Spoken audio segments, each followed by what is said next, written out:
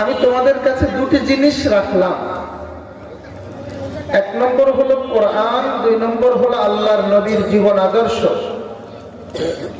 যতদিন পর্যন্ত এই দুটি জিনিস তোমাদের কাছে থাকবে, কিয়ামত পর্যন্ত যে কোনো সময়ে, যে কোনো পরিবেশে, যে কোনো সিচুয়েশনে তোমাদের কেউ পথভ্রষ্ট করতে পারবে না। তোমরা থাকবে হেদায়েতের উপরে, তোমরা থাকবে আল্লাহর দেওয়া পথে, তোমরা থাকবে জান্নাতের লাইনে।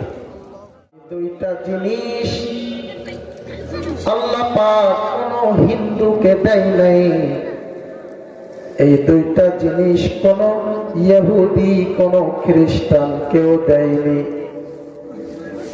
এই দুইটা জিনিস কোন বৌদ্ধকে আল্লাহ পাক দেননি।